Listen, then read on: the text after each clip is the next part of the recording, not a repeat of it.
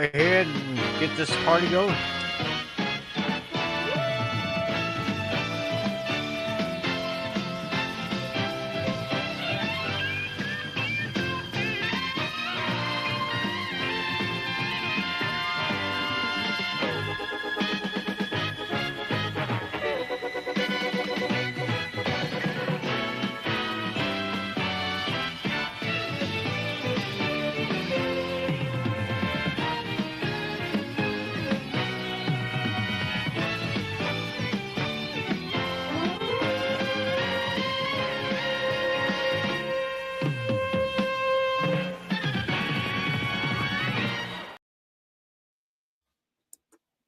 Hey, what's going on?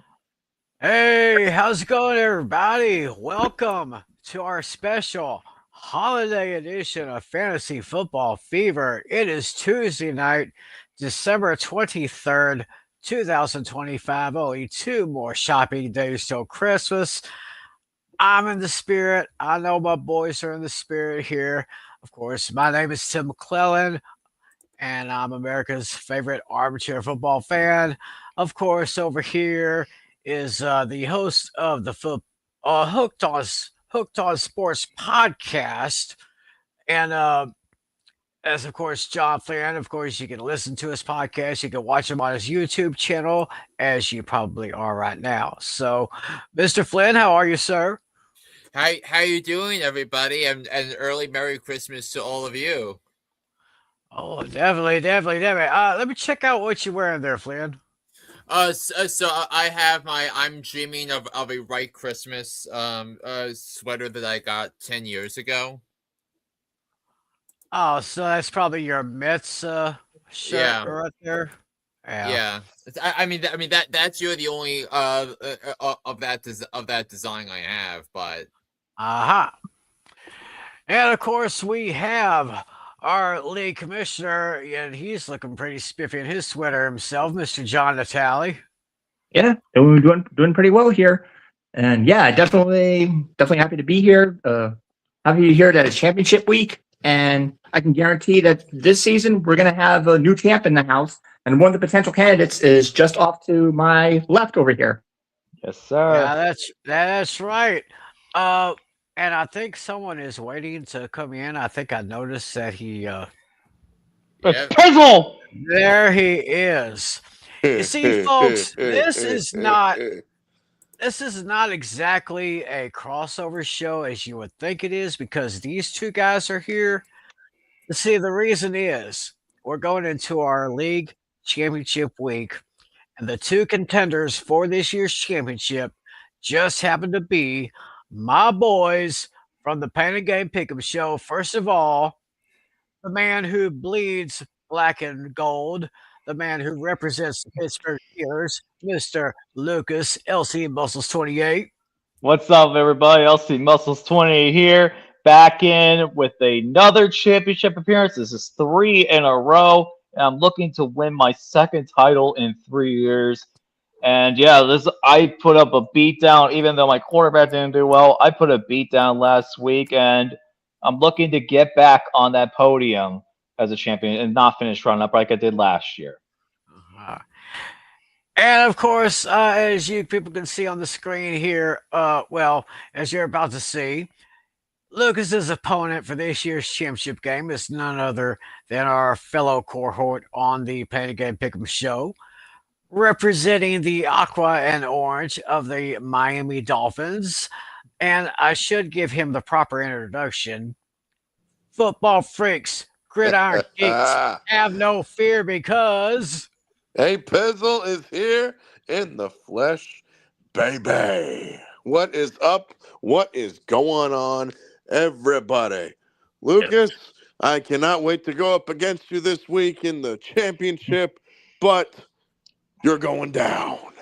Well, Alex, we got something a little interesting going on for this championship, because I actually have a bet proposal. Oh, no. A bet proposal on live. But this is not one of the ones we're going to do something silly. We're not going to do any singing or caroling or whatever. Have to sing a Christmas song tomorrow. No, we don't have to do that. But this is going to be for a little cha-ching. Oh, you want some moolah? Yes. So the winner of this championship will get $25. That is my proposal. $25 prize. Make it 50. Ooh. All right, 50 it is. Let's do it. Tribute put in $50. Let's 25. go. Well, ladies and gentlemen, you've just heard it right now. We have a $50 Sir. bet on the league championship between Lucas and Alex. Oh And, boy, I can't and wait. all of you, and I have Flynn, I have Natale, myself, and all of you watching out there. Y'all are my witnesses. You are all Yes, on sir. So, Let's go. I can't wait, man. This is gonna be fun. well, right now, let's take a review of how we got to this point, starting with last week and when Lucas went up against our man Andrew. He got himself a score of 184.58, taking down Andrew with his score of 116.88. And Lucas, I'd say you did pretty good over on your side of the board there. I wouldn't have won it if it wasn't for Puka Nacua Matata. What a wonderful phrase. What a wonderful phrase. James Cook. Yeah, he's cooking. He's cooking. Part of the best running offense in the league. Isn't it amazing that when James Cook gets the ball 15, 20 times a game, runs for 100 yards, the Bills win? Isn't it amazing that concept? That's why they're the best running offense in the league. Yeah. And it's not even close. And also, a breakout candidate who, despite in the loss, had a really solid game at RJ Harvey, who has been one of the best rookies I've drafted this year, man. Yeah, I mean, he is a top 20 back this year. He had seven carries for 50 yards and a touchdown, plus 71 yards receiving. I mean, part of it had to do with how the game script was, because nobody thought the Broncos would be down by double digits most of the game. So I didn't expect it either, to be honest with you. Yeah, but I mean, Tim, Natale, it goes back to what I was talking about during the summer, that RJ Harvey, a potential sleeper candidate this year, and we're seeing why helping out someone like Lucas get to the championship round.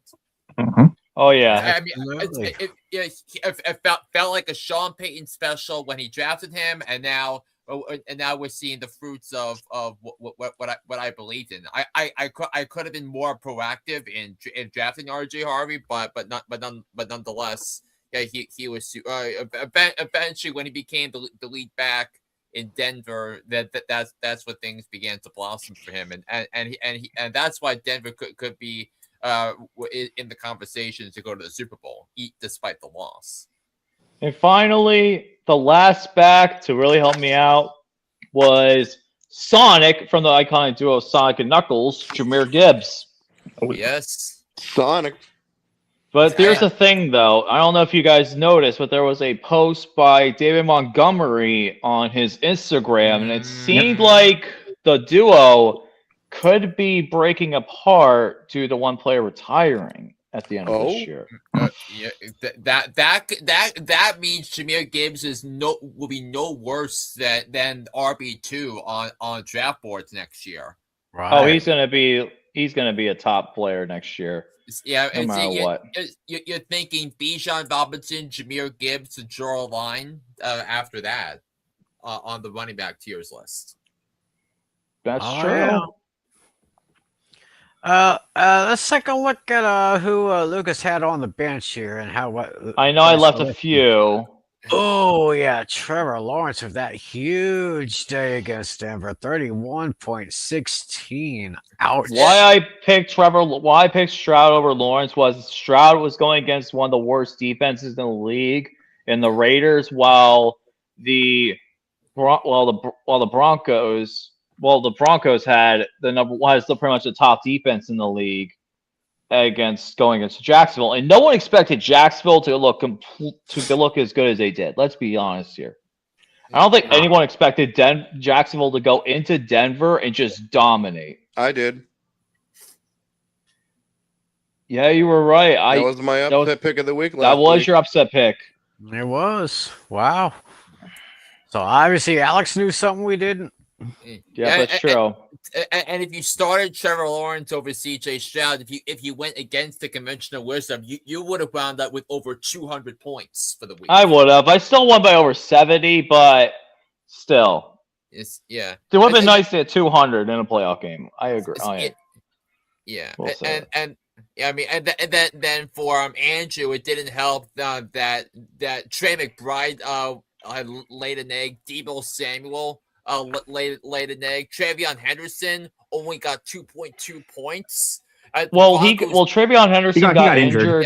Yes. But yes, he did. also yes, he Deebo got the problem with Deebo was he also had Josh Johnson in the entire second half. Right.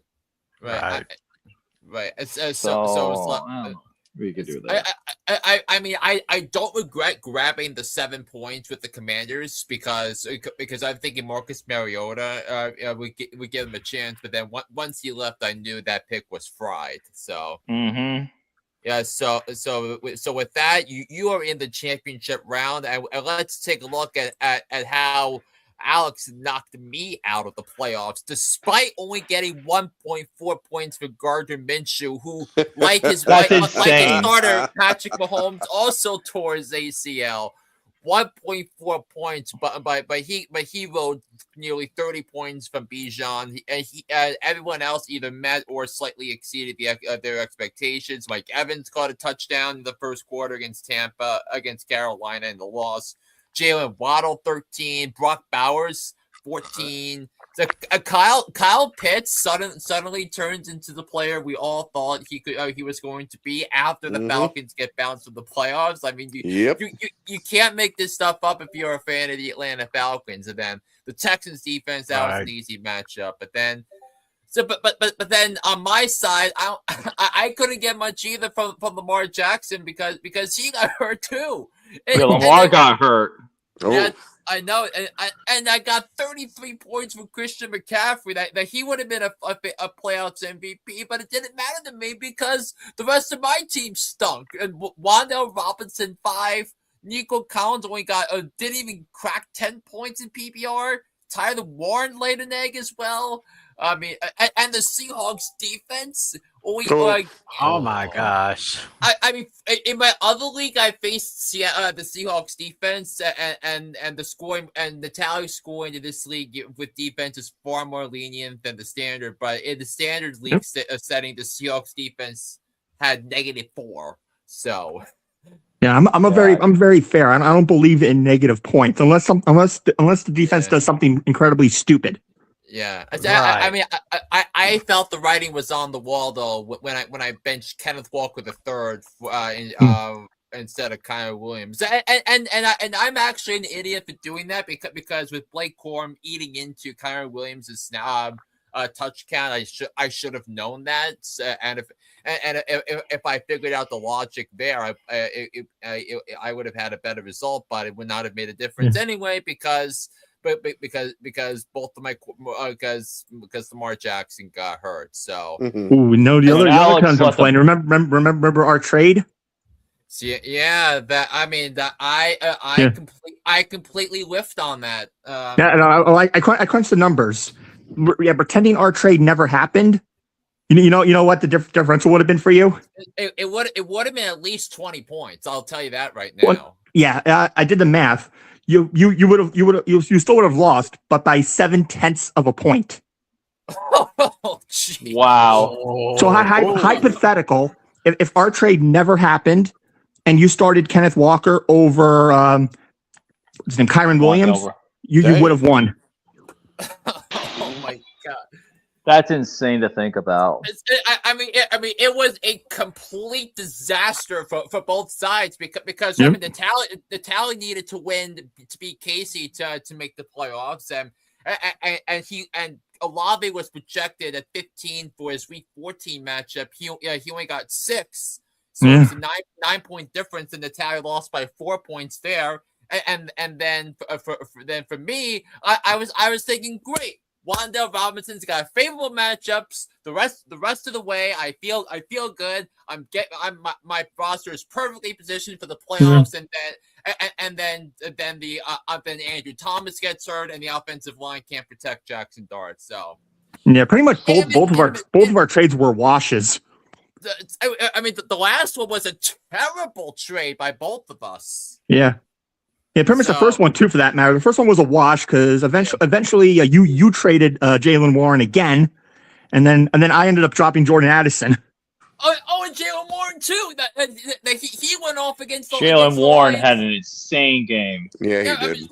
So both of the trades I made at the deadline were complete disasters, and it backfired in my face this week. But Alex left 30 points on the bench though with Stafford. Yeah, that was probably my biggest mistake. And my stupidity let you off the hook for that. No, that was probably my biggest mistake because I trusted Gardner Minshew because he's one of my favorite players. I think he could have easily stepped in for Patrick Mahomes, but he didn't, and he didn't tear his ACL. Well, the problem was, as crazy as he still played despite being injured. He still played. I think he played like 12 plays before he couldn't take the pain anymore. Right. That's just insane. But yeah, I'm probably going to start Stafford this week. Oh yeah, you gotta play against the Falcons. You gotta play him this week. Yes. Well, yeah, we won't know our winner until the end of the round. Monday. Both of you guys have Rams players. Yes, we do. Putnam has Bijan Robinson too. Alongside, he's got Bijan, Pitts, and Stafford in that Monday night game, as you can see on the screen to your right. While it's going to come down Monday night. Let's be honest. Mm-hmm. Yeah. When Bijan Robinson and Puka Nacua are playing, a lot of leagues are going to have their league winners decided with that Monday night game, and both Bijan Robinson and Puka Nacua are in this matchup. Mm-hmm. So let's break this down. So look at this also. For each of the positions, five check marks next to each side. So it's going to be an evenly matched matchup. So I'm only favored by 3.6 points. Yeah. So that's just crazy to think about. Yeah, the biggest advantage is that you have Nacua while Putnam's got Jalen Waddle and Mike Evans, whose teams are going to be facing off against one another on Sunday. And Brock Bowers. Yeah, the Giants can't cover tight ends if their life depended on it. So, right. My boy Jalen Waddle. So is there anyone on their benches that they could probably plug in? Let's take a look here. I can't play Metcalf. Tim, I got a question. Is Javonte Williams going to be playing? I have not heard anything. I've not heard anything about Williams being out or injured or anything. So I guess he should be good to go on Christmas Day. He's questionable from what I'm seeing. Yeah. Okay. Yeah, my thing is I'm getting another defense. I'm going to try and get another defense to help me out this week. Stroud's definitely going on the bench. Well, you have the 49ers on your bench. I do not like the matchup against Chicago, though. I think that's going to be a dogfight. And Philly against the Bills against the Eagles. I'm going to be changing out the Bills against the Eagles. I'm changing that out. I'm going to be picking up a defense. Oh yeah, I would definitely do that. I think that's going to be like a hot slugfest game. Oh, it's easily going to be. I'm looking at probably the Jaguars defense or probably the Lions defense to pick up. Or maybe, actually, no, I'm not picking up the Giants. I'm looking at the Lions defense more than likely to pick up this week. Well, the thing is, here's the thing, though. How are the Raiders? How bad are the Raiders? Like, that's the ultimate tank bowl. Like, we got to get a soundbite for ultimate tank bowl. Ultimate hell no game of the week. Ultimate hell, like, be like, ultimate hell no game of the week. We got to figure out something, you know. I think we should. You should. You guys should have that on Pain and Games tomorrow night. But yeah. Oh yeah, we're going to. The thing about the Giants' defense as an option is the Giants have had historically bad run defense, and yeah, that's true. And Geno Smith is back, and the Raiders' running back is none other than Ashton Genty. Of course. So I'm probably thinking about the Lions because realistically, like the Vikings are going to be playing Max Brosmer. That's a recipe for disaster. Who? And Justin Jefferson, I think he's already having a lot of problems. He's like, get me an actual quarterback. Get me an actual quarterback. You can see on the sidelines, he's frustrated. He is absolutely frustrated on the sidelines. You could tell. Like 9 is not going to cut it. Dude, they're saying that JJ McCarthy has worse efficiency rating than Jamarcus Russell. Oh God. Oh my That's saying something. I mean, the thing about McCarthy is, he can make some ridiculous throws, but he is so inconsistent. He is inconsistent. I was dead wrong on the Minnesota Vikings this season. I mean, the Vikings were my pick to win the division in the competitive NFC North, but then McCarthy goes down, and then it was a hodgepodge of futility with the Vikings from the QB position from that point on. So, Right.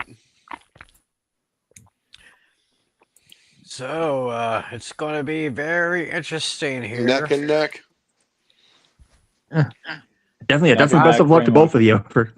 Oh yeah, definitely. It's going to be very interesting. It's going to be a very interesting matchup, but of course, it's been made more interesting because there will be $50 at stake in this one. And also that we also split the regular season as well. Alex won in week 11. I won in week 2. And also think about it this way: you have a little bit of history. I've been in the championship contending spot for the past 3 years, while Alex, he was one of the worst. He was the worst team in the first year of this That's one. right. Then the second year, he was also one of the worst teams, and he topped the top pick with Bijan Robinson. So who knows? Maybe next year, David could be who if he has the number 1 pick next year, or Tiny Tim, who has a top pick next year, could impact things. We don't know. But Alex, though, it's great to see you in the championship after being in the bottom the past couple of years. It's great to see you up top now, fighting for the championship. If David gets the number 1 overall pick, let's be honest, he's going to take Drake May because he's a homer. Yeah, that's true. He is. Yeah, that's true. He's going to take Drake May. Mm-hmm. I'll save my thought about the Patriots, though. I'll save my thoughts on them for tomorrow. Yeah. Because I got something spicy to say about them. Because I was not happy when they won. And after this is over, I'm going to plan on doing something I never done before. I'll do a congratulatory speech for the winner. Oh. I can't wait for that. I'll prepare a little speech. Okay. And it's weird. I'm rooting for both of you for different reasons. Like one reason why I'm rooting. Well, Alex missed the part in the beginning, but the one way I'm rooting for Alex is so that way I can maintain the only. I can remain the only person to win a fantasy championship with a winning record. Because Lucas was 7-7 twice. Andrew was 6-8, and I also want to root for Lucas so that I can have the glory of being the only person to beat him in the championship. Oh. That's what Giants fans had until Big Dick Nick Foles beat the Patriots to the Super Bowl. Because for the longest time, the idea was Eli was the only quarterback that beat Brady in the Super Bowl, and he did it twice. That Kurt Warner lost to him, Jake Delhomme, Donovan McNabb, Russell Wilson, Matt Ryan, and then Nick Foles. Patrick Mahomes also lost to him. Don't forget, Patrick Mahomes lost to him. Yeah, and also that AFC Championship game in 2018. If it wasn't for D Ford being offsides on a 4th down in the AFC Championship game, I couldn't believe that. And then Jared Goff only scored 3 points against Brady's defense in what was a 3-3 game with 8 minutes left in the 4th quarter of that Super Bowl. So that's right. Yeah, but we do have a couple of hot topics we wanted to discuss before we set the two you and Alex and Lucas, the two of you, off for the night in preparation for your show tomorrow night. But really, I think a big fantasy story going into this championship week is is the suspension that was upheld this evening by it was upheld of DK Metcalf. He was suspended 2 games for an incident with an interaction with the fan during the Steelers' 29-24 victory over the Lions on Sunday night. So $45 million. Yeah.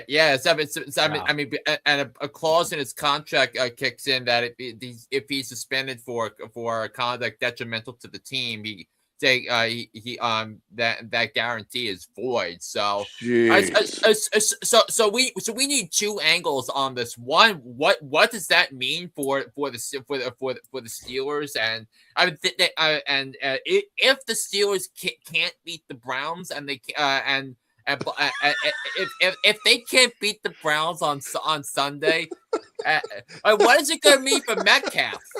If they somehow can't make the playoffs with DK Metcalf not being available, and think about the commentary Aaron Rodgers had during the offseason. Like a big reason why he signed with Pittsburgh was because they brought in DK Metcalf, and Metcalf has been a kind of an important piece to the puzzle for the Pittsburgh Steelers. So, what does that mean, and what Steelers receivers are actually going to be feasible options this week for fantasy owners? Who cares? They're Honestly, playing the Browns. Yeah, exactly. That's the point. We don't need DK Metcalf to beat the Browns. Let's be honest. You're playing the Browns. They're playing the Browns. The Browns have already given up on this season, and the only thing that the Browns realistically are playing for is because most of them won't even be on the team next year. Myles Garrett is playing for the sack record. That's the only thing he cares about. He only cares about the sack record. That's why he's playing. And then also, I think that the Steelers can still win even without DK, because if the Ravens lose, the Steelers are automatically in the division, win the division. Right. So we can adjust our game plan no matter how many we play, because the Ravens lose the Packers on Saturday, then the Steelers already won the division. We don't need to have much planned.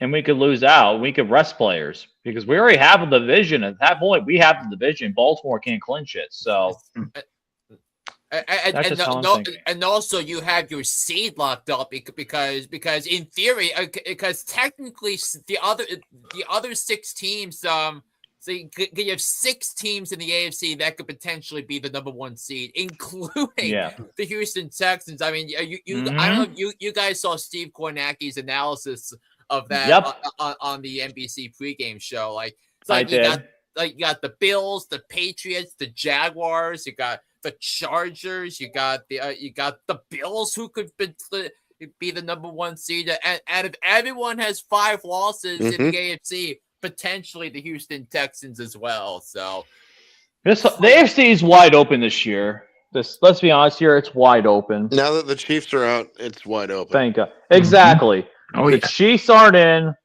which is great, and I actually will be doing something. I'm actually going to give you guys a little spoiler. For the first time since 2017, the Denver Broncos locking in against the Steelers will be my Stone Cold Lock of the Century of the Week. I have not done that. Again, Kansas City Chiefs have never been a lock since that time period in pain and gain history.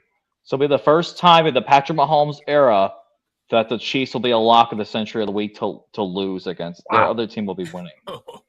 I mean, spoiler alert. Yeah, Spoiler alert. I mean, who are the Chiefs starting this week at QB? So the starter is going to be Chris Oladokun. The guy from the UFL. The South Dakota State's Chris Oladokun is going to be the starter. South Dakota State. Yep. South Dakota State. The guy from So he will be the starter. Yep, the UFL. And then also the backup will be Shane Buccelli. And they also have there's an emergency quarterback. They also have an emergency quarterback. No, it's not going to be Shane Falco. The back of the third stringer emergency quarterback would be Hollywood Brown. Hollywood. I am not joking. The emergency backup would be Hollywood Brown. I thought it was Travis Kelce. No. Travis Kelce's too old.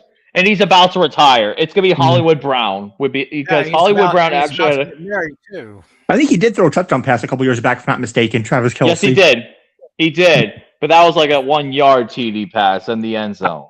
He can't throw down the field. Hollywood Brown can actually throw down the field. Yeah. I mean, throwing it back to the days of Antoine Randall throwing a touchdown pass to Heinz Ward in the Super Bowl. In the Super Bowl, trust me, I remember that. Yeah, one of the first Super Bowls I ever watched. Flag. Trust me, flag. Trust me, that Super Bowl. So it was not the best Super Bowl, but hey, my team won, so I'm happy with it. Well, But so pretty much my point is also here's my problem. Why, if DK said that fan last year during the preseason, he was tackled by that same fan last year. Why didn't the NFL do something about it?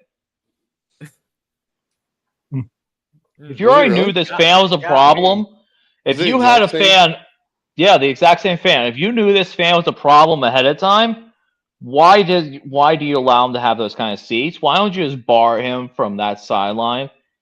You can't do. You gotta change the things up. They gotta change the thing up. So you gotta do some screening with your NFL fans. They gotta do something because this fan was a problem last year, and now he's having the same thing happen this year. Right. So they gotta fix things up about it. And somehow Zach Campbell looks like a good guy thanks to it. Yeah. Oh boy. Steelers and Browns. This will be a very, very interesting matchup, and of course, we'll give you our picks later on. Yeah, we'll give it tomorrow. You guys will hear my thoughts about it tomorrow because I'll go full in depth with it. Yeah. Yep, and you can take a look. Pain and Game Pick'ems will be tomorrow night, a Christmas Eve special with Tiny Tim, with Alex and Lucas. So it'll be tomorrow night at 10 p.m. Eastern on the Apizzle 90 channel. So definitely, if you're looking for some Christmas Eve entertainment, you got the three guys right there. So that's right. I know people will be looking forward to seeing that. A lot of games with big playoff implications coming up in Week 17. So we'll definitely be in tune to that. So I'm gonna set the two. Alex, Lucas, I'll set the two of you loose. So good luck on your championship matchup this week. And absolutely. And may the best team win. So thank you. I cannot wait for it. All right. I will catch you guys tomorrow night. Yes, sir. See you guys tomorrow, Christmas Eve. Yeah. All right. All right, guys. Take it easy and have a good one. All right. Much love and cheers. Cheers. Right. Cheers. Cheers and Christmas wishes to you. So there they go. Alex and Lucas fighting for our league championship this week. It's going to be very, very. What's that, Wally? The three wise men of fantasy football. Yeah, it's we're all back together again. I mean the time of this is pretty sus to that, but. I mean, we were talking about the Steelers and their hodgepodge of problems. So and you also saw we also were going to touch on the comments of that David Montgomery left about potentially being being potentially an ex-NFL player next year. That'll be big for running back depth charts. So you have that. Oh, yeah. And then there was another big story that broke this week about the Chiefs moving out of Kansas City, Missouri, and moving to the other side of the river into the state of Kansas. So Missouri, so the state of Missouri has lost will have lost its two NFL franchises in a span of 15 to 20 years. First the Rams moving from St. Louis back to LA, and then the Chiefs moving from Kansas City, Missouri to Kansas City, Kansas in after the 2030 season when the lease is up at Arrowhead. I will say I lived in Missouri for a little while, and I did get to see well, the place was closed, so I couldn't actually get inside Arrowhead Stadium. But I guess I got into one of the bars over at Coffin Stadium, and this is in the when was this? This was in the like early summertime. So it was going to be way before the Chiefs had their training, and I think the Royals were on the road at the time. So it's going to be interesting to see the like the plans and the artwork of what the new stadiums are going to be like when they move to Kansas. It's going to be interesting. What's also going to be interesting is going to be the battle between the billionaires and the taxpayers on who's going to pay for this damn operation. Oh yeah, definitely. So yeah. We were talking about that. Other key things or that were in your mind this past week around the NFL. That game Thursday night between the Rams and the Seahawks. I mean, Oh good my God. goodness. What Yes. what an incredible game that was. I mean, the game of the year so far, in my opinion, that the Rams had nearly 600 yards of offense in that game. Puka Nacua had a career high 225 yards receiving, his career day with 2 touchdowns as well. So only for the Seahawks to mount an amazing comeback that they were down by 16 points in the fourth Wow. quarter, Yeah. and to defeat the Rams. I mean. Which really shows to show you that how well constructed Seattle is. I mean, and that race for the 1 seed in the NFC with the Rams, the 49ers. If the 49ers win out, they're the 1 seed. If Seattle wins out, they're the 1 seed, and the Rams don't control their own destiny for either seed. So. It is crazy to think where of how the balanced power of the NFC is in that NFC West division with the Seahawks being on the top of the food chain in the NFC. So, Totally not expect that to happen at all. I mean, I had the Cardinals making the playoffs, but they were a dumpster fire this season. I was pretty confident that the Cardinals would take a step forward, but I think the Cardinals are gonna hire a new head coach this offseason. So we have that, and then speaking of which, how about what Chris Olave has been doing? We were talking about the flip about me being that terrible trade. But on the flip side, though, 10 catches, 148 yards, and 2 touchdowns for Olave. So yeah, that was good for him. But that does the team no good. They're already eliminated. Right. And most of his good production has come when Tyler Shuck took over as the quarterback. So. So I think there is a huge amount of upside here when it comes to Chris Olave when it comes to next year. So yeah, I don't know. Could Shuck be a good candidate for offensive rookie of the year now, or too few games, or is it not enough games though? I mean, it is such a weird season for offensive rookie of the year. I mean, before Jackson Dart got hurt, he was on the fast track to being offensive rookie of the year. But might have had a competition with Cam Scatterboo, but right. I'm gonna pull up the DraftKings odds for offensive rookie of the year.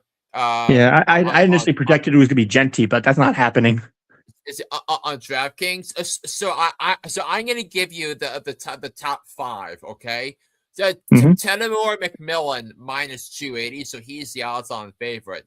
Tyler Shuck he is second at plus 350. Emeka Ibuka plus 1400. Trevion Henderson plus 1700, and Jackson Dart plus 2200. So. Yeah, out of those, I'd be probably leaning towards maybe McMillan getting it. I'm not. That's a really tough call, though.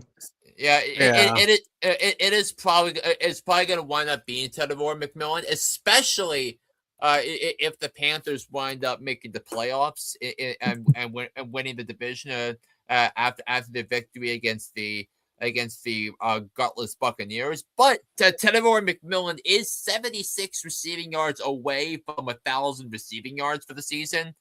So and he has 112 targets this year. Which Yeah. so, yeah, I knew he was gonna be their leading receiver this season. Because the Panthers pretty much had nothing in the receiving role of it. So he is someone that you're gonna be looking at. So and Tim McClelland is tied with Cortland Sutton for 15th in targets with 112. Ooh. All right. Yeah. So. Yeah, So Ted McClelland will definitely be a serviceable receiver for the Panthers in years to come. Yeah, McClelland was easily the best receiver. He was the best receiver in this year's draft class.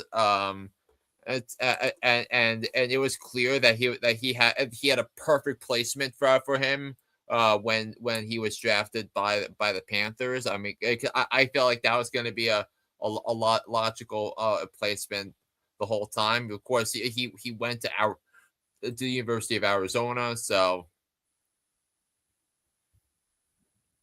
Yep. So, yep. What other news is there? Let's see here. Let me check. ESPN and see if there's any interesting news that we could come up with here. And also, speaking of the Steelers, so not only is the DK Metcalf suspended, one of their other receivers, Calvin Austin, has a hamstring injury and was not at practice on Tuesday. So for the time being, when it comes to the Pittsburgh Steelers, you're kind of looking at a familiar face as being the number one wide receiver for the Pittsburgh Steelers. Oh, hooked on a feeling. Oh yeah.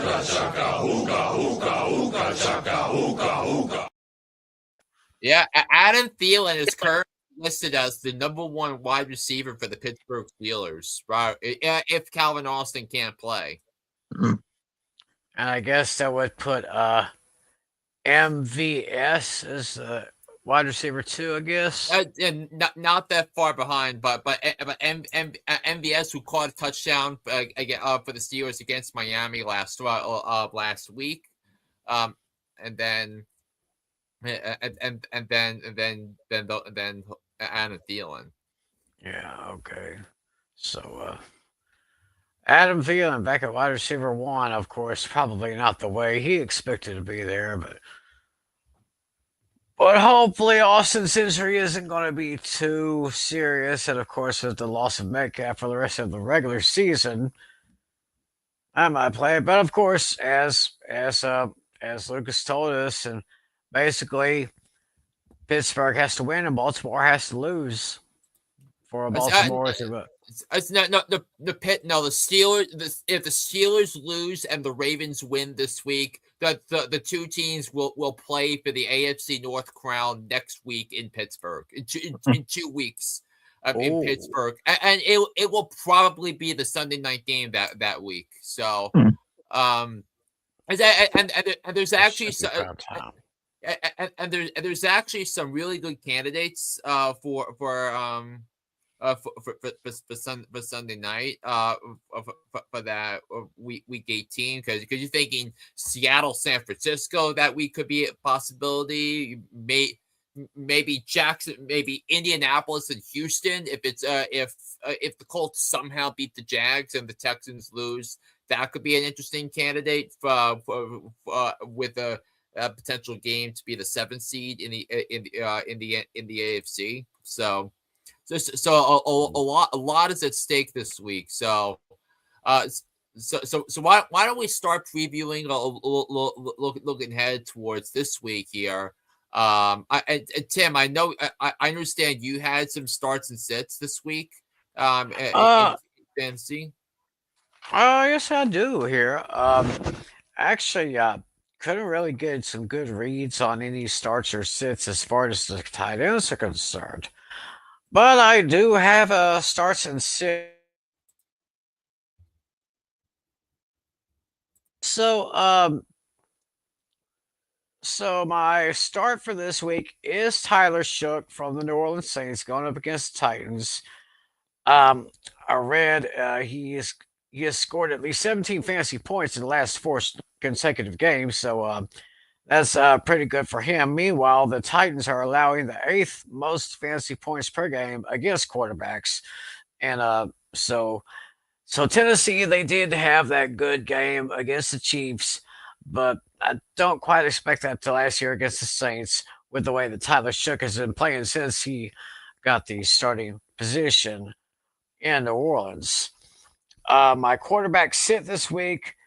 I think Flynn and I talked about this earlier. Justin Herbert from the Chargers. He did have a very good game against my Cowboys last week, but he's going up against the top defense in the NFL. They have allowed the fewest fantasy points per game against quarterbacks. So it looks like the load of the offense will probably have to go on the shoulders of Omari and Hampton. So so if you got Herbert on your team, you might as well sit him or just kick him off of there because they're going to give him a hard time this week. For my running backs, I'd like to start. We'll start Michael Carter of the Arizona Cardinals. He's going up against the Cincinnati Bengals, and the Bengals defense, especially the run defense, is very poor. They have allowed almost 1,925 rushing yards this season. So Michael Carter should move through that very weak defensive line of the Bengals no problem. Meanwhile, my running back sit for this week, Isaiah Pacheco from the Kansas City Chiefs. He last week against the Titans in that loss to the Titans, he only had 6 receptions for 41 yards, and that's basically most of his workload was by receiving the ball instead of running with it. And Denver has allowed a league load 42 receptions against opposing running backs this year. So if you got Pacheco, I'd think twice about him.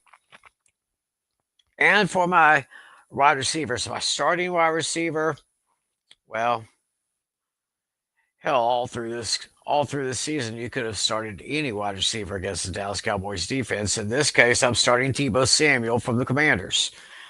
Of course, it's pretty obvious that the Dallas defensive secondary has been pretty terrible. They've allowed a league high 2,614 yards against receivers and 26 touchdowns, no less. Secondary is just terrible.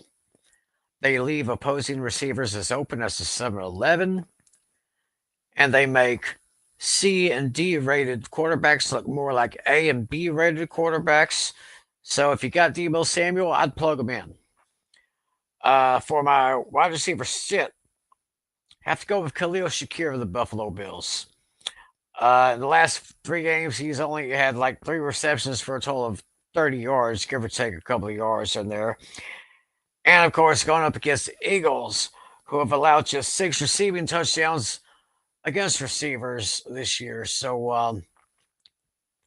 I guess the Eagles secondary know how to cover those opposing wide receivers. So I would go ahead and sit Khalil Shakir this week. And those are my starts and sits.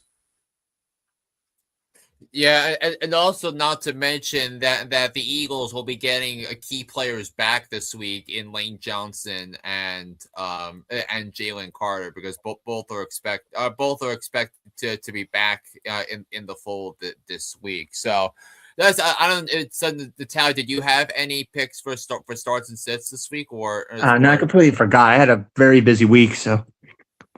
All right then. That's right.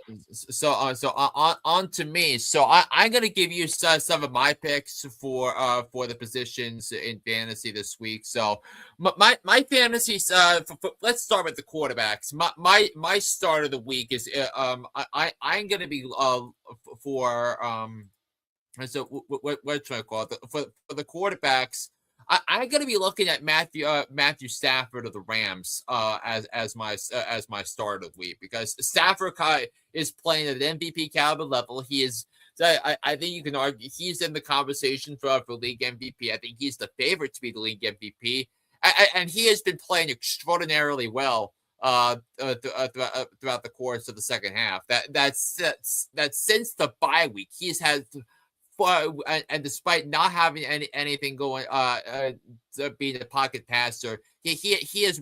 I mean, actually, really, in his last, in his last 11 games, he has registered 1, 2, 3, 4, 5, 6, 7, 8, 9 games of 20 or more points. And he's going up against the Falcons defense that has some matchup issues with Puka Nacua, and Puka Nacua is might have another big game because of the injury to Devontae Adams that he should be expected to keep him out, be kept out for that. In terms of quarterbacks that I would sit this week, my sit of the week is going to be C.J. Stroud of the Houston Texans, because both C.J. Stroud and Justin Herbert qualify for this, but really. Because both defenses are really strong. It's going to be a great defensive game between those quarterbacks, and especially Justin Herbert, because he's been a pedestrian quarterback of in terms of fantasy most of the year because of how Greg Roman calls his offense, but Justin Herbert is going up against the league's #1 scoring defense and the league's #1 total defense in the Houston Texans, and then C.J. Stroud's got a tough matchup as well again with the Chargers, who have been so good at covering quarterbacks for the vast majority of the year. And speaking of sleepers, I would not sleep on Jackson Dart. He's got a good matchup against the Raiders. I also would not sit on Baker Mayfield as well, because he's facing the Dolphins defense that just gave up 45 points to the Cincinnati Bengals on Sunday. In terms of running backs, my start is Ashton Genty for the Raiders, because now that Geno Smith is back, he's been let loose again, and the Giants have had a historically poor run defense, so it's a perfect storm for Ashton Genty to get at least 20 points in all settings on Sunday. My sleeper of the week, I'm gonna go with I would not sleep on DeAndre Swift at all against the Bears, because the 49ers the 49ers success has really been about their offense with how unbelievably efficient they've been, because they haven't had a punt since the end of November. That they've gone 2 straight games without having to punt in their wins against Tennessee and Indianapolis, but the run defense is a point of concern for the 49ers, and I think DeAndre Swift, if given the opportunity here, and DeAndre Swift had a good game a couple weeks ago against Cleveland, where he had a couple of rushing touchdowns, but he should be on track to get 15 rushing attempts for the Bears on Sunday in a game they need to win if they want that outside to keep that outside shot at being the #1 seed of the NFC on tap for you there. And then my sit of the is going to be Rico Dowdle of the Carolina Panthers, because he's got a tough matchup going up against Seattle. I don't think he's worth starting because the Seahawks have been so good against the run all year. And it was a great story when he was unleashed earlier in the season. He had three weeks where he finished top 2 in fantasy. So, but since the return of Chuba Hubbard, his workload has been cut down substantially, and it's going to be awfully hard to run on the Seahawks defense that revolves from physicality there. In terms of wide receivers, my start of the week is actually going to be AJ Brown of the Philadelphia Eagles because I think I feel like both the Eagles and the Bills can score 27 to 30 points, and if it's going to be a high scoring game, and AJ Brown has had four of his last 5 weeks have been really good. In fantasy, including a 12 target, 9 catch game. All he needed was about 3 or 4 more targets a week, and that's a good snapshot as to how good he can be. So I love his chances, his matchup this week against the Bills. So who secondary defense has been a little shaky this year. In terms of a sleeper pick, I would not sleep on I would not sleep on Stephon Diggs because he's got a faithful matchup against the Jets coming up on Sunday, so I would definitely not sleep on him. And then my sit of the week is going to be Justin Jefferson of the Minnesota Vikings. So we were talking about we're talking about this either off air or at this in our segment with Lucas and Alex. But Max Brosmer is starting for the Vikings, and Justin Jefferson has been such an underwhelming receiver. And I don't know if you realize this guys. Now I'll turn your mics back on for this. Justin Jefferson has only had one game this year where he scored 20 or more points in PPR. One game. Oh wow. That was in week 4 in Ireland against the Pittsburgh Steelers. So he has not played a game in the United States of America in 2025 in which he scored 20 more fantasy points in the season. And so he only has one receiving touchdown since week 1. That is hard to believe.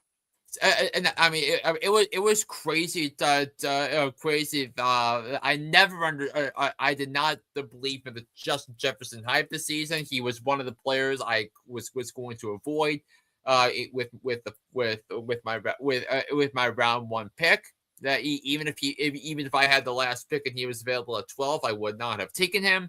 And you're seeing why in a disastrous year for Justin Jefferson and the Minnesota Vikings. So. And then quickly before we get into the picks, my tight end starts of the week are Harold Fannin Jr. and Kyle Pitts. I would not sleep on Brenton Strange for the Jaguars in a matchup against the Colts, and then I would sit Travis Kelce because of what Lucas mentioned earlier about the Chiefs quarterback position, and the Chiefs seem to have completely quit on the 2025 season. So. Those are my starts and sits for a huge championship week across all areas in fantasy. So we have that. Yep. So for all you guys in your championship matchups, hopefully those tips did a little something to help you out there. Let's see here. Oh, Wally G. I wanted to highlight this over here. I guess Tim's betting on the Cowboys this holiday season. Well, I mean, I guess we can kind of look at their remaining schedule, but anything can happen. Okay, we have this question here. So Jameson Williams or Trevor McMillan, for one of his leagues. So basically, which one to start between the two of them? So he's got Jameson Williams, the Lions against the Vikings, or Trevor McMillan against Seattle. I would start Jameson Williams over Trevor McMillan. And then for the others, he has to pick 3 of the following receivers: Michael Wilson, Nico Collins, Trevor McMillan, AJ Brown, Wan'Dale Robinson, and Mike Evans. Oh, that's pretty stacked. He's got to start 3. He can only start 3 of them because he's going to put one of them in his flex option. So I mentioned start AJ Brown. Mike Evans, I would actually consider starting. I would consider starting as well. And then Nico's got a tough matchup. Ted's got a tough matchup. So I would go Michael Wilson because Yep. So I among those three, I would start Michael Wilson, AJ Brown, and Mike Evans. Now I would put AJ Brown in my flex because Michael Wilson and Mike Evans are start at 1:00, and then you can use your flex if for some reason something happens. You can have your flex open for later on. So. Mm-hmm. Yeah, that definitely sounds like a pretty stacked lineup right there. I would definitely agree with those picks for the three that you go for. Guys, fighting for the championship has to split the pot. Do I do it or go for all? You know, that depends on your roster. I think we would need to kind of know who your players are before we can give you an answer on that. Yeah. Yeah, you might want to let us know what players you have and maybe what players your opponent has. So just let us know, and maybe we can make a better judgment. Yeah. And I definitely agree with Wally's statement here. Vikings are having offensive identity issues. Yeah, I mean, and now the Vikings are gonna. They're gonna have a very important season next year with that. So, why don't we just get to the spreads and the picks for a week? But before we do that, I have I don't know if you guys have one too. I have a trivia question for you. So Yes. I completely forgot to come up with one. Yeah, I've been so busy. I've been having early shifts lately, but I forgot to mention I have to get off at like 9:15. So. All right. My trivia question is which two quarterbacks are tied for the league lead for most passing yards per attempt? Which two quarterbacks are tied for the league lead when mounted to the nearest 10th in yards per attempt? So that's my question for the 2025 season. So. 2025 season. Two quarterbacks tied for most yards per attempt.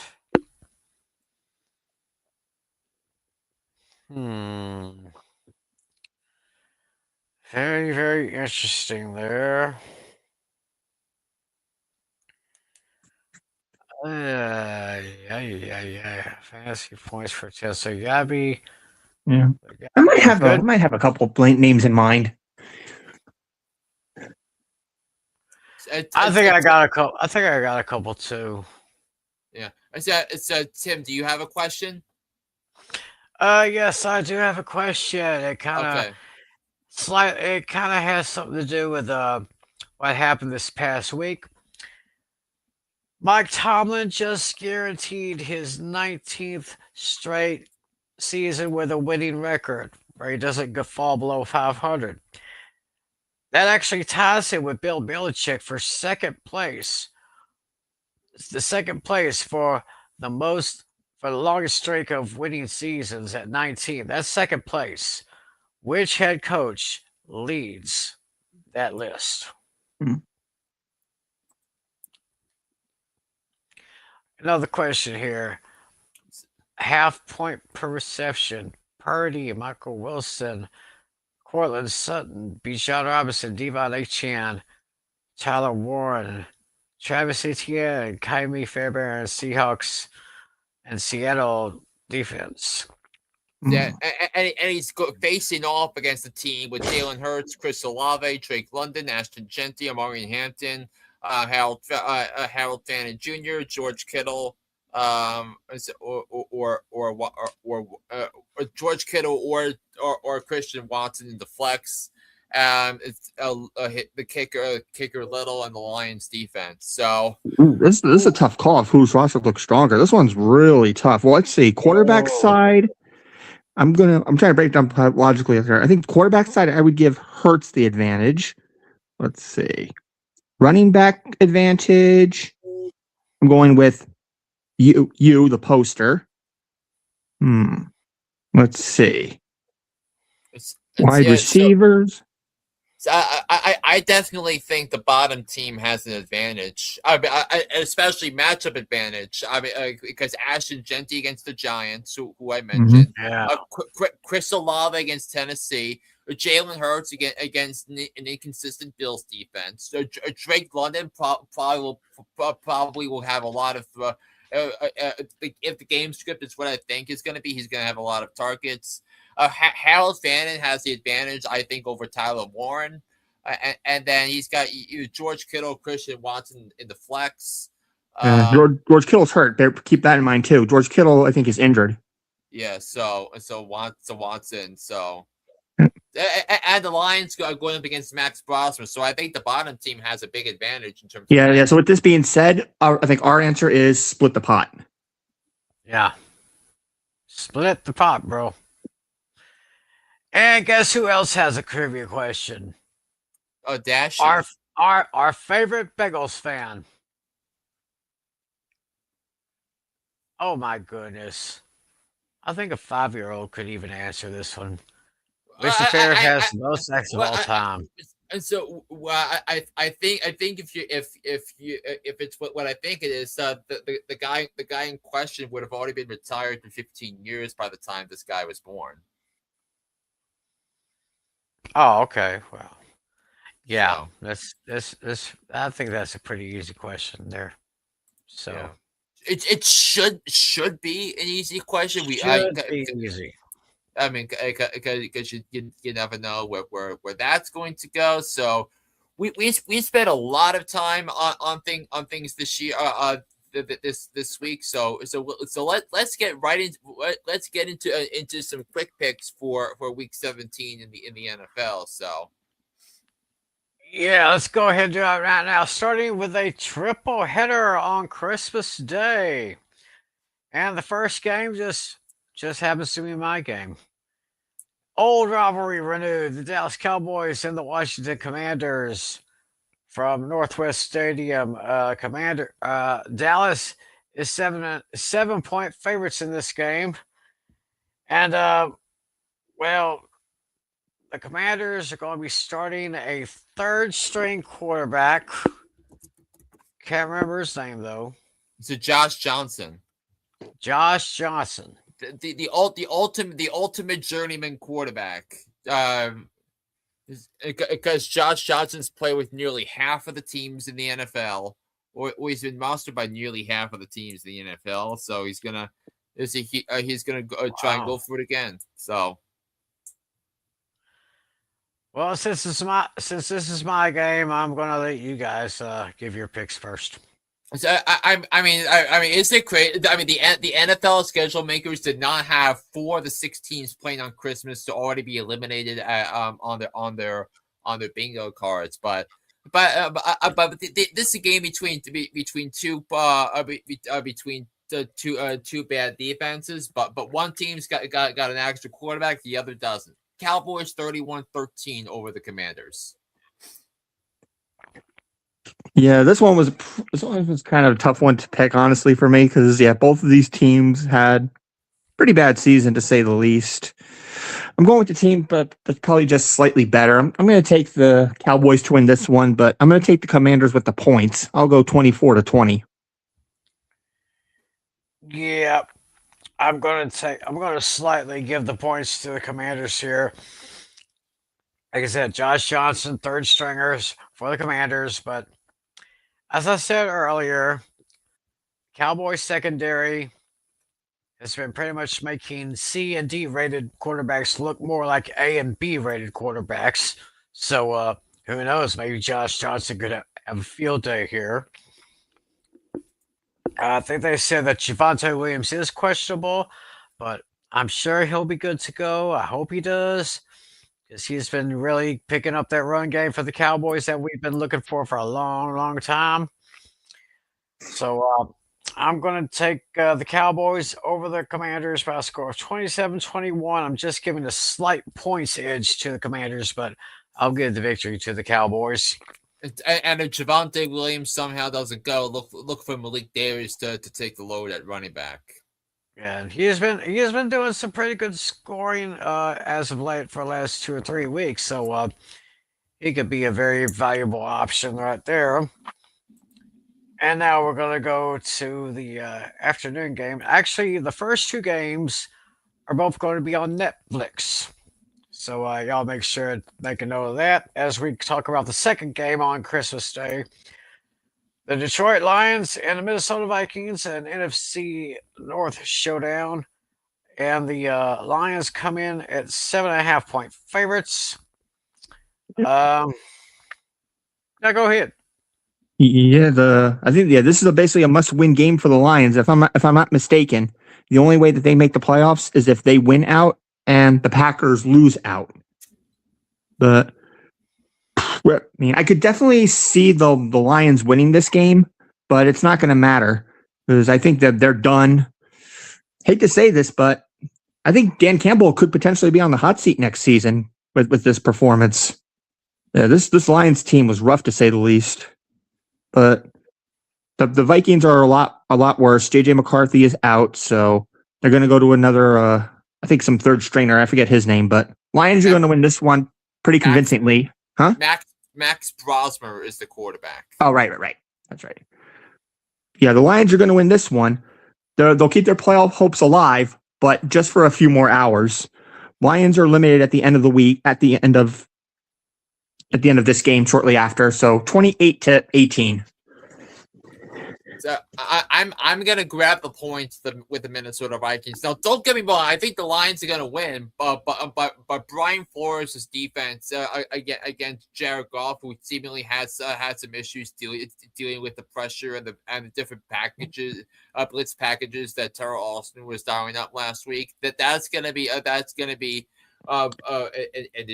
issue there. But I'm gonna pick the Lions to win 20-13. And I believe I'm going to grab the points with the Vikings as well, pretty much for the same reasons that Flynn made right there. And I agree with Natale. Campbell could be on the hot seat going into next year.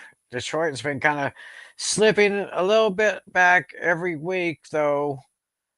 But like you said, Minnesota is not that good of enough team. So I'm going to take the Lions by a score of 28-23. Lions with the win, Vikings with the points. And then we go to this game right here. The night game on Prime Video. Denver Broncos against Kansas City Chiefs. And Denver is picked by 13.5. I think that kind of makes sense. I mean, Oh yeah. How you think the Chiefs are going to come back after that blowout loss against Tennessee? Tennessee.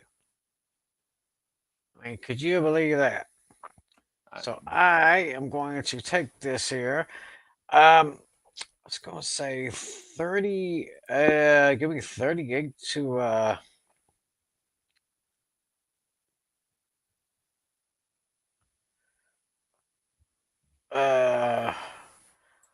Say 38-24.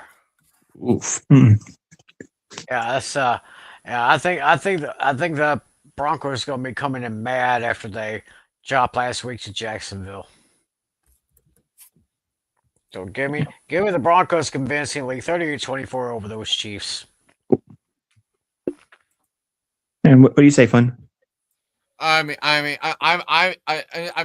was thinking about grabbing the Chiefs with the points, but yeah, this is a get right game for Denver. I think they're going to smoke Kansas City. I mean the Chiefs to me have completely quit on football for the season. So it's and this is a matchup that's been so one sided this whole way. But the Broncos are just are actually fielding a competitive team here. So I'm gonna go Broncos winning 23-6 over Kansas City. Ooh, yeah, this game screams lock of the week all over it, but I'm not going to do that. I'm going to save it for something else. This game is a little too obvious to say. But yeah, no matter who the Chiefs quarterback is at this point, they're pretty much cooked. I'm going to take the Broncos to win this one convincingly, 32-16. Mm-hmm. So I guess we're pretty much all in agreement with Denver. Now we go to a couple of games that's on the Saturday slate. The Houston Texans go into SoFi Stadium against the Los Angeles Chargers, and the Chargers are 1.5-point favorites at home. Ooh. Yeah, I this guess- one. I was gonna say, yeah, this one's the toughest game this was the toughest game on the schedule for me to decide. I was kind of going back and forth on this one, but this was kind of those like when in doubts, you choose the home team. Yeah, both these teams are fighting for like playoff spots, playoff seeds, things of that nature. This was a true coin flip, but I'm going to take the Chargers to win this one. I'll go 26-23. I'm taking the Houston Texans to win. I think the Texans. I mean, which is why I should have emphasized Herbert more than Stroud when I did my sit-in picks. But the Chargers the last 3 weeks have had the benefit of playing an Eagles defensive line without Jalen Carter, a Chiefs defensive line with injuries, and a Cowboys defensive line without injuries. But now they have to deal with Danielle Hunter and Will Anderson against their poor tackle play. So yeah, I think the Texans are going to go into LA, deal the Chargers a big blow to their seeding in terms of the seeding matchup. I'm going to take the Texans to win, but by a score of 17 to 13. I'm actually thinking the same thing. I'm thinking I'm going to go with the Texans on this, basically because of their top defense, especially against quarterbacks. I think Justin Herbert may have a good day here, but in the long run, I'm going to give it to the Texans here. Get the Texans to win and cover by a score of 27-20. And now we got the Saturday night special on Peacock. By the way, that Texans Chargers game, that's going to be on the NFL Network. This one, the Baltimore Ravens and Green Bay Packers, that's on Peacock on Saturday night. Peacock? Yeah, Peacock. Yeah.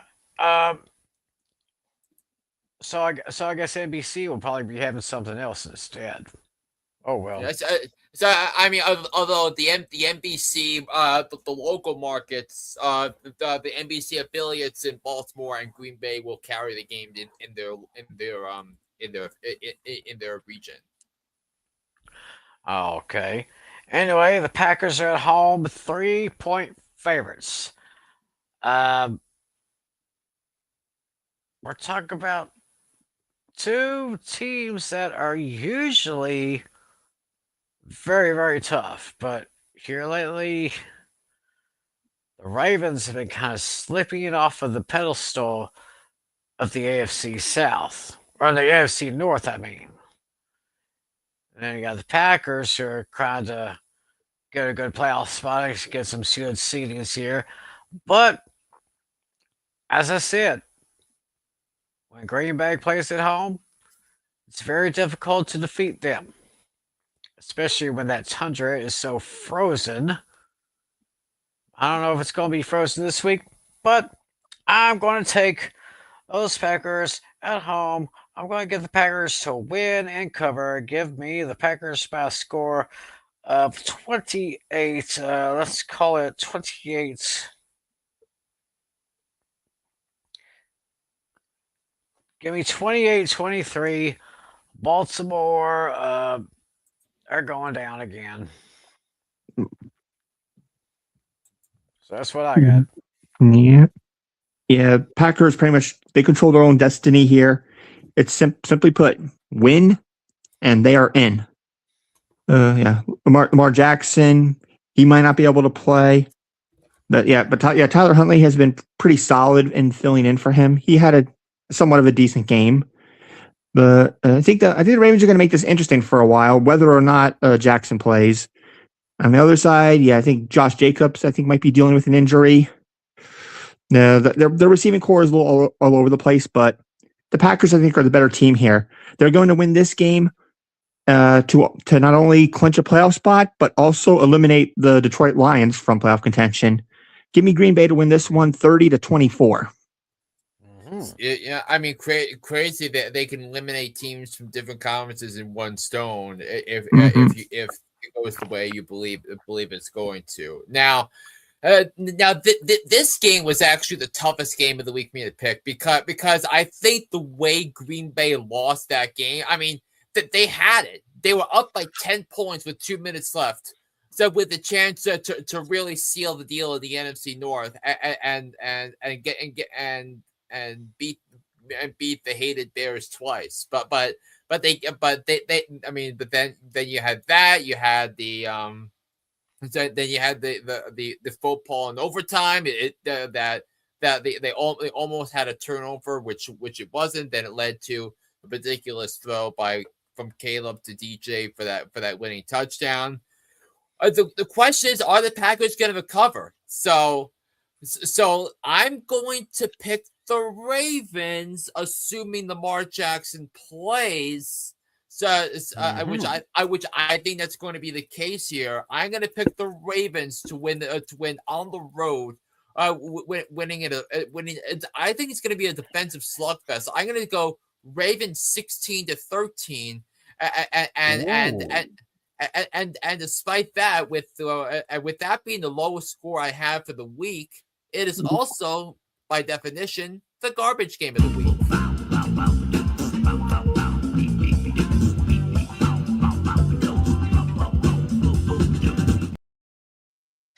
Ooh, so he's got the Lions staying alive for one more week at least. Yeah. Wow. Lions staying alive with the BGs. Well, anyway, those are the Thursday and Saturday games. Now we go to the Sunday games. And we're going to start with a very interesting matchup. Seattle going all the way to the East Coast, taking on the Panthers, and Seattle comes in at 7-point favorites. Let's see here. Carolina's been doing okay, but I mean that Seattle comeback from last Thursday. I mean that Rams Seahawks game. Yeah, that was very, very entertaining, very, very intense. But that's what you get when you got two great teams in the NFC West going at it. But now you got got going to Carolina. Let's see here, Seattle by 7. Yeah, I think that Seattle defense may do a little something to those Panthers here. I'm going to go ahead and take Seattle for the win and the points. I'm going to call it, let's say 30-20. Give me the Seahawks. Yeah, this is actually my point spread game of the week. The Panthers have been a very streaky team lately. Yeah, they actually have a legitimate shot of actually winning their division, which is really surprising. Yeah, they have a fantastic rookie in McMillan. I mean, their defense has been playing surprisingly decent. Yeah, the Seahawks look great. I mean, I think they're going to win this game, but I'm going to take the Panthers with the points, actually. So I'm going to go, actually, 27-21. I'm going to take the Seattle to win, but Panthers with the points. I mean, look, I think Seattle's going to destroy Carolina. I think the Seahawks. There's an argument to made. I think the Seahawks have the best roster in the NFL. I think when you look at the energy that they bring, the special teams playing a huge role in the win against the Rams last week. So I mean, the Seahawks can beat you on offense, defense, and special teams.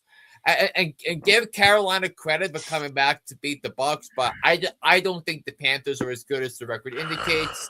But give me the Seahawks to win by a score of 27-17 over Carolina. All right. Now we go to Cincinnati, where the Bengals are 7-point favorites over the visiting Arizona Cardinals here, and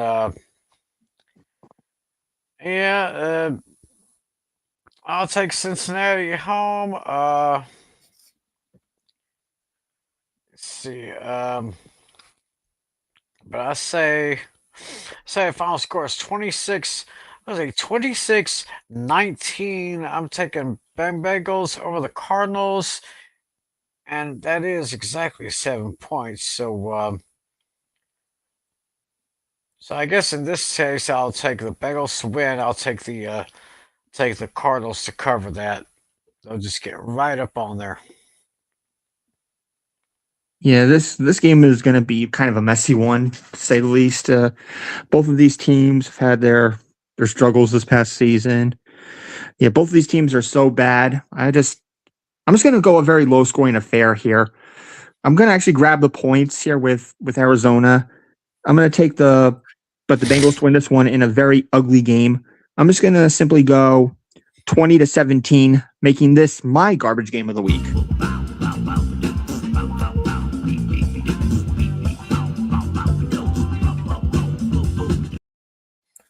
I'm thinking the opposite end of the spectrum in terms of the over-under. I bet this game has 38-28 Cincinnati written all over it. I mean, big game from everybody, big game from Burrow, big game from Chase. These are two of the worst defenses in the NFL. And Trey McBride might have 100 yards receiving, 150 yards receiving, and 2 touchdowns in this one. That's how bad Cincinnati's pass defense has been against tight ends. Michael Wilson might have 10 catches in this game as well. But Cincinnati's got the quarterback advantage, and they'll continue to hurt their draft positioning, give the Cincinnati Bengals to win and cover.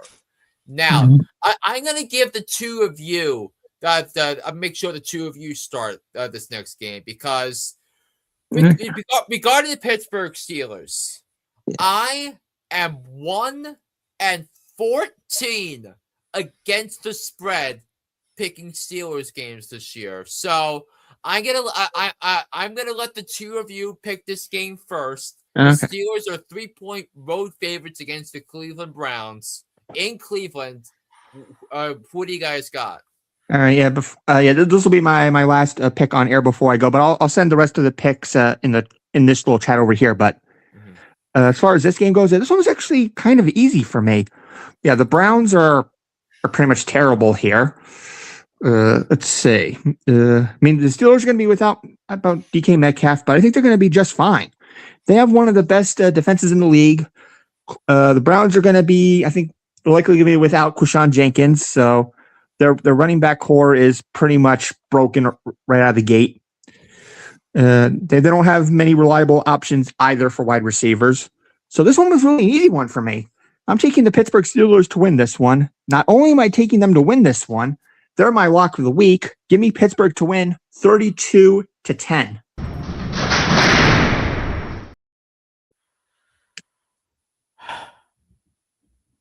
1-14 against the spread, picking Steelers games.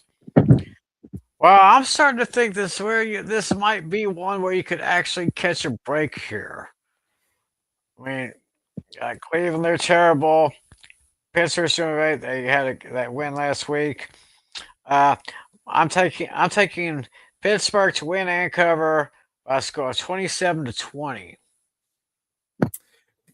Congratulations on the win, guys. I'm taking the Cleveland Browns to win the game. Look, goodness. This remember, Baltimore looms next week. That'll be big if Baltimore beats Green Bay, which I think they will do.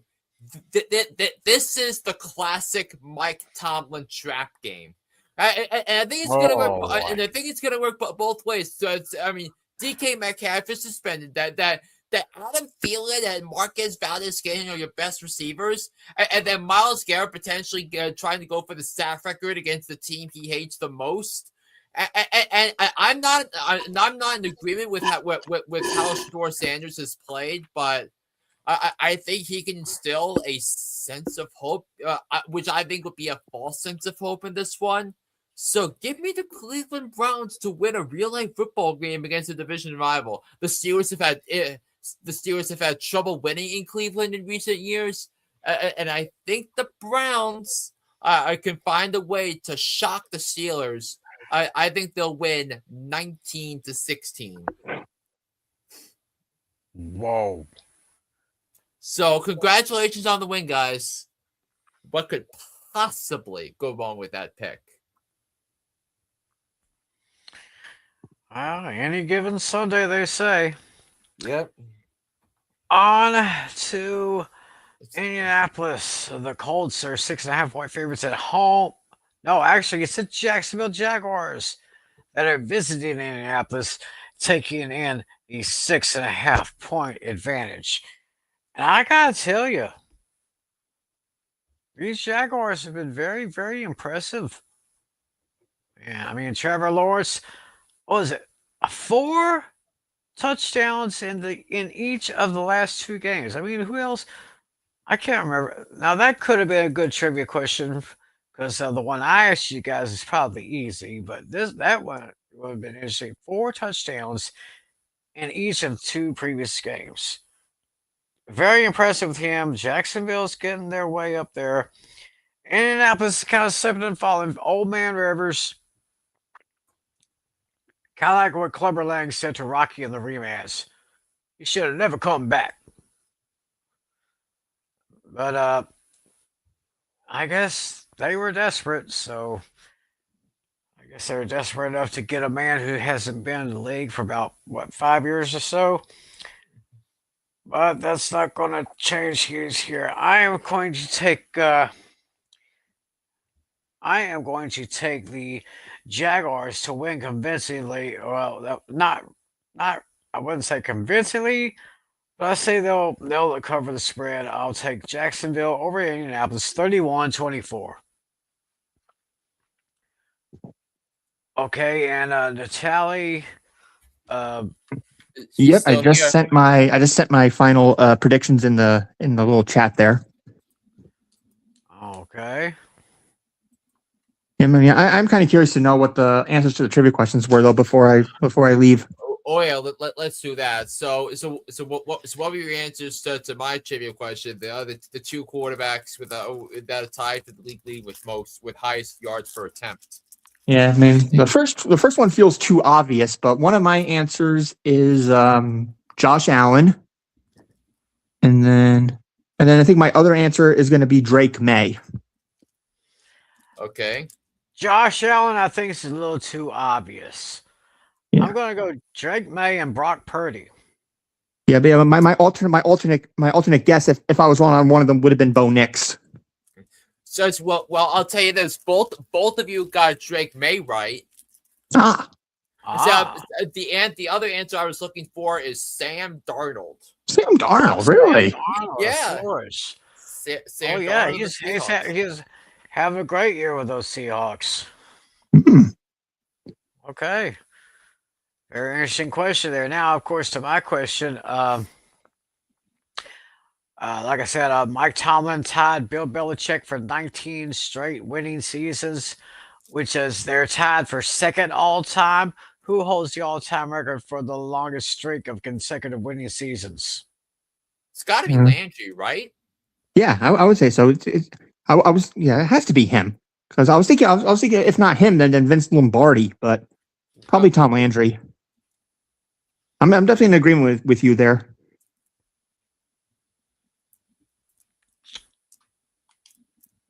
So you both say Tom Landry.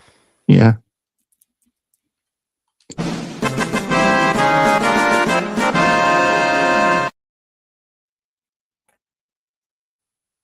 Somehow I knew that question was going to be way too easy. Yeah. It was easy. 2021 straight winning seasons. That goes from 1965 to 1985. Nice. So that's a pretty good stretch there. Cool. And of course, Dashy's question is the all-time record for most sacks, career sacks. Dashy, that has to be the Minister of Defense. That's who I'm saying. That would be Reggie White. I think it's Bruce Smith. Yeah, I think I'm with Flynn on this one. I believe Reggie White is second. Because I know. So Dashy, Yeah, it is Bruce Smith. He has 200. Reggie White is second with 198. Okay. So it was Bruce Smith. Yeah. All right, I know, guys. I gotta head out. I got work in the morning, but yeah, have a great Christmas, guys, and we'll reconvene, I guess, sometime next week. Yep. Possibly. Do you guys want to reconvene since there's no more Thursday night games? You guys want to reconvene next Friday, or are we gonna stick to Tuesdays for now? Let's go Friday. Let's go for that for now. Okay, sounds good. Okay. Merry Christmas. Merry Christmas. Yeah. Yep. Yeah. And I think to speed things up, I'm gonna give you the rest of my picks for the week. So starting with Jacksonville, I have the Jags winning, but the Colts covering because I think it's a divisional game. The Colts desperate. I think the Jags are going to coming off the high of beating Denver, and Denver might play down a little bit to the competition. So I'm going to take Jacksonville to win, but Indy to cover. I have Tampa winning, but Miami covering. I have the Patriots over the Jets is my lock of the week. 27-6.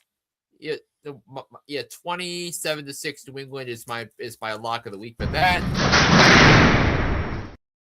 I've got the Saints beating the Titans 24-16. I have the Raiders winning the Ultimate Tank Bowl by winning 27-20 over the Giants. I do have the Eagles going to Buffalo and beating the Bills. I've got the Chicago Bears going to San Francisco and beating the 49ers. And I've got the Rams beating the Falcons 31-14. All righty then. Let's see what Natale said. He has Jaguars over Colts 32-21. Bucks over Dolphins 24-17. Patriots over Jets 32-16.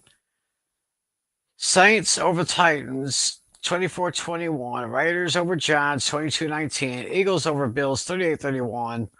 49ers over Bears 21-23. And Rams over the Falcons 32-26. Well, let's see here. I'm going to take I'm just like you. I'm taking Tampa Bay to win and Miami to cover just barely. 28-23 Bucks over Dolphins. New England Patriots over the Jets. That is going to be a no-brainer. I'm going to say it's going to be a 28-14 win. Let's call it my double-up game of the week. 28-14. Patriots over the Jets. I'm taking the Seahawks over the Panthers 30-20. Yeah, we talked about that earlier. I am taking the Jets over the Giants. I'm going to call this a very low-scoring game here. I'm going to call it 20-16. Yeah, I can see Philadelphia going into Buffalo and taking down the Bills. I'm going to take Philadelphia by a score of, let's make it 30-23. 30-23, I'll take the Eagles over the Bills there. The Bears going into San Francisco against the Niners. I say the Niners will win and just barely cover the spread here. Give me 28-20.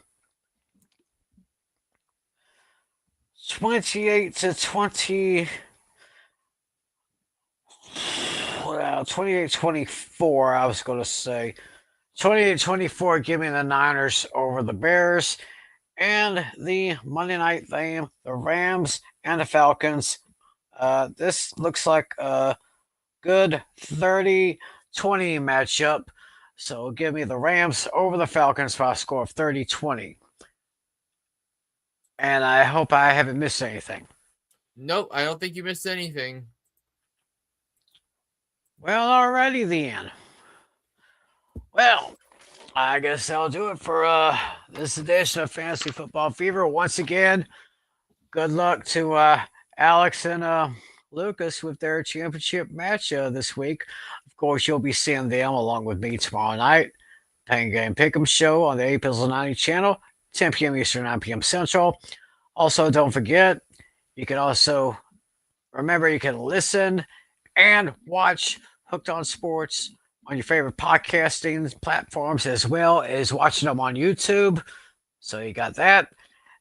We will be back here Friday, next Friday, the second day of the year 2026, since I don't think there's any more Thursday night games. The last Thursday night game of the season is this Thursday. Yeah, this Thursday on Christmas Day. So we're going to be moving to a new night, Friday night, but it'll still be the same time. We'll preview week 8, and we'll hopefully have a little conversation with our league champion. And of course, our commissioner, Natale, said he was going to make a speech for the champions. So, yeah. So, very exciting time. I love this time of year. So,